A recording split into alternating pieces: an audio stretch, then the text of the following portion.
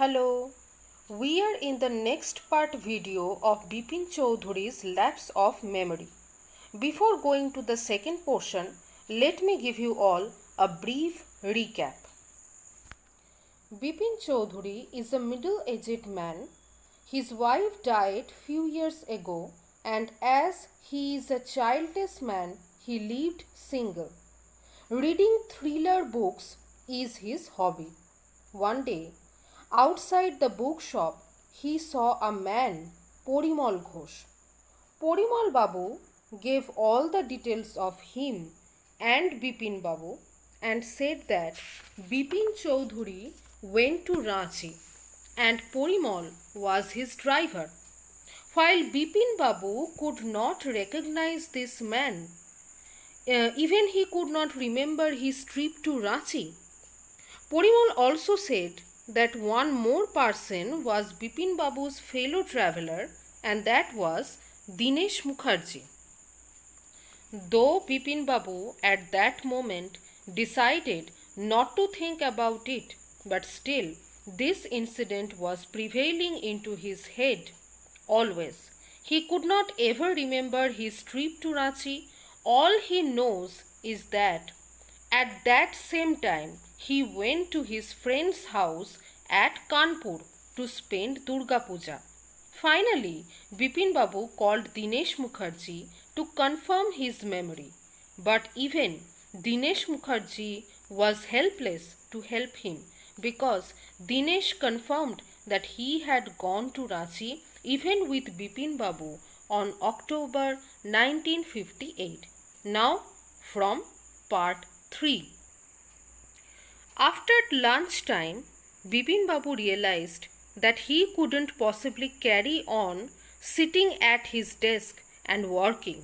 This had never happened in the 25 years he had been with the firm. Bipin Babu is working in his firm for 25 years. He is a very flexible worker in there, but now after that incident with Porimal Ghosh and especially his telephone contact with Dinesh Mukherjee, he felt that for that day he could not work anymore. Back home at 2:30, Bipin Babu lay down in bed and tried to gather his wits together. He knew that it was possible to lose one's memory through an injury in the head, but he didn't know of a single instance of someone remembering everything except one particular incident, and a fairly recent and significant one at that. He had always wanted to go Ranchi, to have gone there, done things, and not to remember was something utterly impossible. Bipin Babu was back to home at 2:30. He was thinking that if he had an injury in his brain, he would possibly forget everything, rather only particular one portion of an incident. Bipin Babu always wished to go Ranchi, so if he ever had gone to Ranchi, he would never forget that.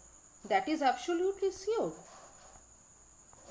At 7:30, Bipin Babu's servant came and announced, "Chuni Babu, sir, says it's very important."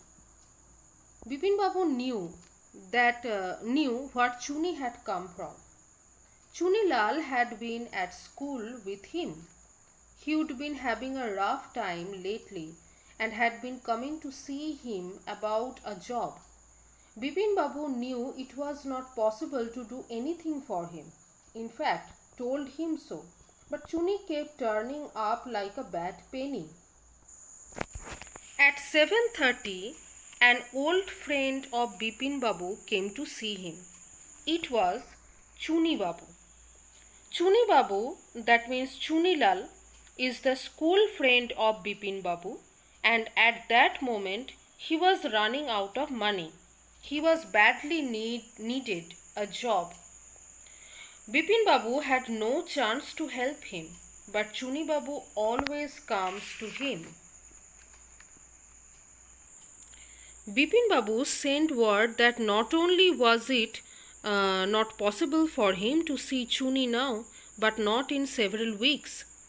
But as soon as the servant stepped out of the room, it struck Bipin Babu that Chuni might remember something about the 58 trip. There was no harm in asking him. That day, Bipin Babu wanted to avoid Chunilal, but at last he thought that Chuni might know something about his 58 Ranchi trip, so it's better to ask him about it. Bipin Babu hurried down the stairs and into the living room. Chuni was about to leave, but seeing Bipin Babu appear, he turned round hopefully. Bipin Babu didn't beat about the bush. Listen, Chuni, I want to ask you something. You have a good memory, and you have been seeing me off and on for a long time. Just throw your mind back and tell me, did I go to Ranchi in 58? Bipin Babu came down the stairs when Chunilal was just about to leave. Bipin Babu directly asked Chunilal whether had he gone to Ranchi at 58 October. Chuni said, 58. It must have been 58, or was it 59? You're sure that I did go to Ranchi? Chuni's look of amazement was not unmixed with worry. Do you mean you have doubts about having gone at all? Did I go? Do you remember clearly? Chuni sat down on the sofa, fixed Bipin Babu with a long hard stare and said, Bipin, have you taken to drugs or something? As far as I know, you had a clean record where such things were concerned. I know that old friendship don't mean much to you, but at least you had a good memory. You can't really mean that. You have forgotten about the Ranchi trip. Bipin Babu had to turn away from the Chuni's incredulous stare. Chunilal said yes about Bipin Babu's Ranchi trip. Even Chuni Babu is really confused that Bipin Babu has started taking drugs or something like that, because Chunilal knows very well that Bipin Babu had gone to Ranchi. Do you remember what my last job was? Asked Chunilal. Of course, you worked in a travel agency. You remember that, and you don't remember that it was I who fixed up your railway booking for Ranchi? I went to the station to see you off. One of the fans in your compartment was not working. I got an electrician to fix it. Have you forgotten everything? Whatever is the matter with you? You don't look too well, you know. Chunilal asked Bipin Babu what was the last job of him. Bipin Babu gave the correct answer, that it was a job in travel agency. At this point, Chunilal said many strange sentences which are clearly not known to Bipin Babu, or we can say Bipin Babu cannot recall that.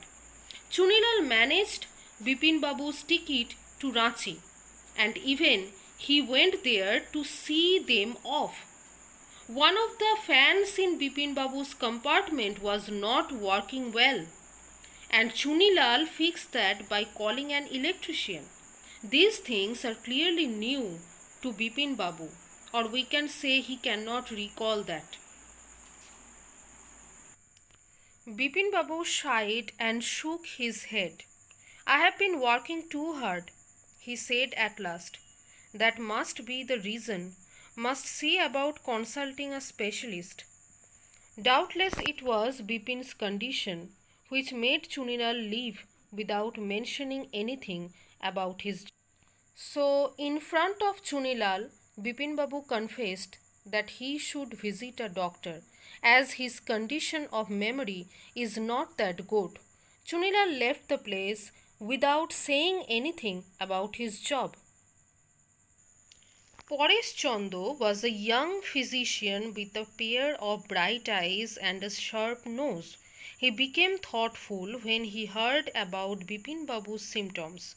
"Look, Dr. Chandu," said Bipin Babu desperately. "You must cure me of this horrible illness. I can't tell you how it's affecting my work."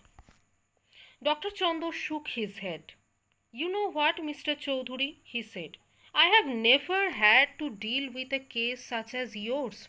Frankly, this is quite outside my field of experience. But I have one suggestion.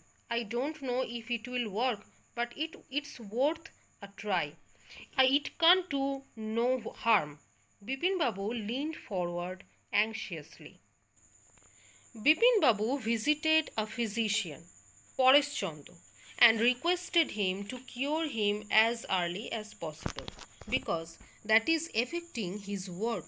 However, Dr. Paresh Chandu said that this kind of memory illness of Bipin Babu is very new and very rare in his business history.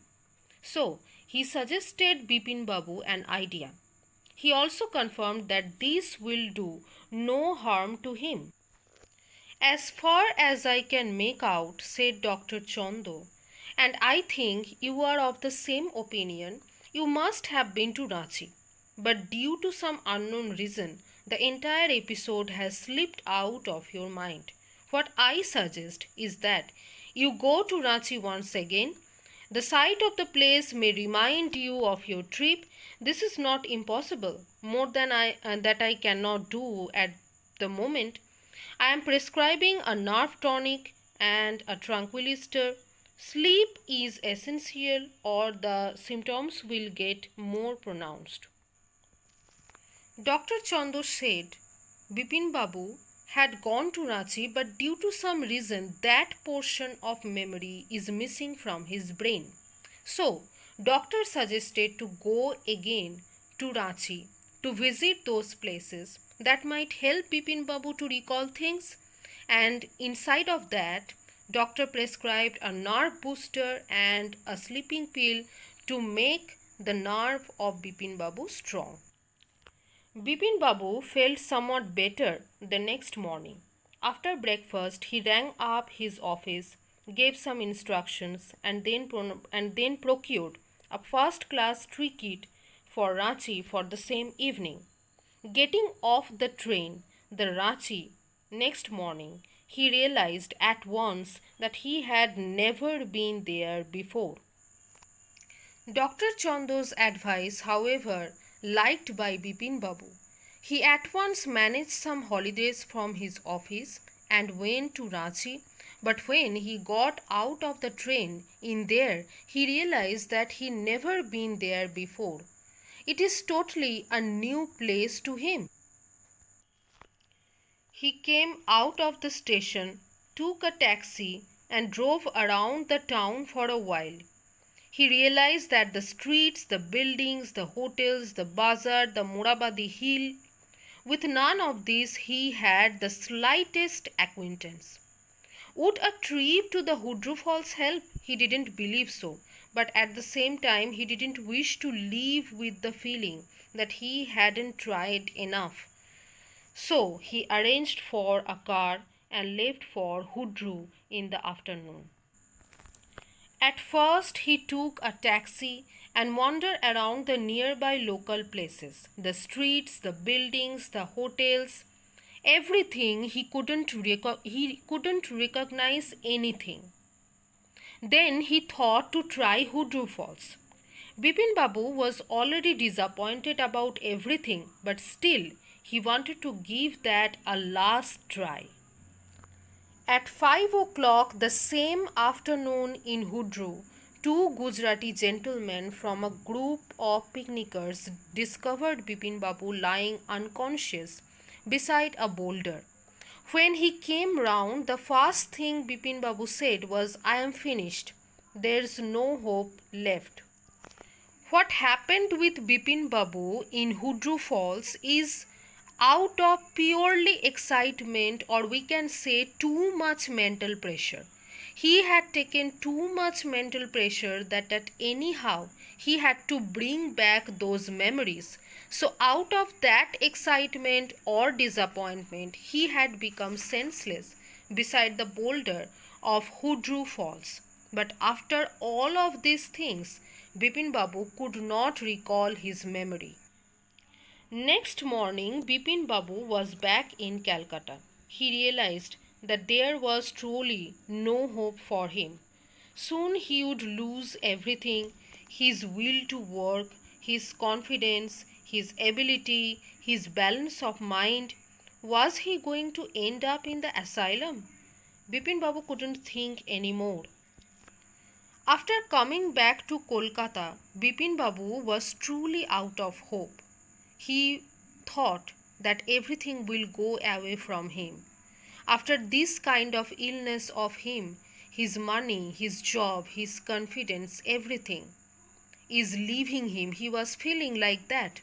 He started fearing that he had to end up in an asylum just like his brother. Back home, he rang up to Dr. Chondo and asked him to come over. Then, after a shower, he got into a bed with an ice bag champed on his head. Just then, the servant brought him a letter which someone had left in the letter box, a greenish envelope with his name in red ink on it. And above the name, it said urgent and confidential. So, what is happening here? This is the climax of the story. Coming back to his home, Bipin Babu called Dr. Chondo and asked him to come to his home. After that, he was trying to relaxing himself by showering, taking ice baths and all. And at that time, a letter came for Bipin Babu. The letter was in a greenish envelope, and above it in red ink, it was written urgent and confidential. What is there in the letter? Let's read. Dear Bipin, I had no idea that affluence would bring about the kind of change in you that it has done. Was it so difficult for you to help out an old friend down on his luck? I have no money, so my resources are limited. What I have is imagination, a part of which I used in retribution of your unfeeling behavior. Well, you will be all right again now. A novel I have written is being considered by a publisher. If he likes it enough, it will see me through the next few months. Yours, Chunilal. So, the culprit behind all of this is revealed. It is Chunilal. Chunilal was pranking with Bipin Babu. Why? Because when Chunilal lost his job, was out of money, Bipin Babu did not help him.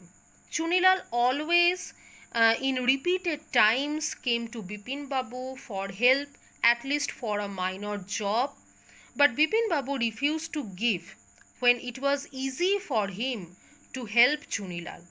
In easy words, we can say Bipin Babu had the chances to help Chunilal, and Chunilal knew that, so he came to Bipin Babu again and again, but Bipin Babu refused to help him. Now Chunilal wrote a novel, and luckily it was cast by a publisher. If that novel would publish, that might help Chunilal to earn some money. So after getting out of his danger zone, Chunilal thought to take revenge on Bipin Babu, as Bipin Babu didn't help in his danger period. He practically pranked upon Bipin Babu. He set everything for that purpose. Porimal Ghosh, Dinesh Mukherjee, everyone was under his plan. Except all of this, we should praise the ability of observation and imagination of Chunilal, that he had seen the cart under the knee of Bipin Babu. His friend Horidas, who lived in Kanpur, was in Japan for many days, and Bipin Babu could not ever touch to him. Great plan, right? So this was all about the story. Bipin Babu is a completely healthy man without any kind of mental illness, and the total story is a practical joke, or we can say prank. We have seen many prank videos in Facebook or YouTube, right? But we have never read such a prank story. When Dr. Chondo came, Bipin Babu said, I am fine. It all came back as soon as I got off the train at Ranchi. A unique case, said Dr. Chondo. I shall certainly write about it in a medical journal. The reason why I sent for you, said Bipin Babu, is that I have a pain in the hip from a fall that I had in Ranchi. If you could prescribe a painkiller. Now, the funny part is Dr. Chondo is thinking that it is a miracle thing in his patient history, while we, the readers, already know that this was a prank. Now, the last question is what is about the cart under the knee of Bipin Babu? Well, maybe in our daily life we get many cart like this and we never ever recognize that. Bipin Babu's card was such a minor like that, nothing mysterious. So, this was our story. I hope you enjoyed the story. But at last, I will say to all of you again that you should read the Bengali original story, that is Bipin Chowdhury's Shriti Bhrom. Go for it and best of luck.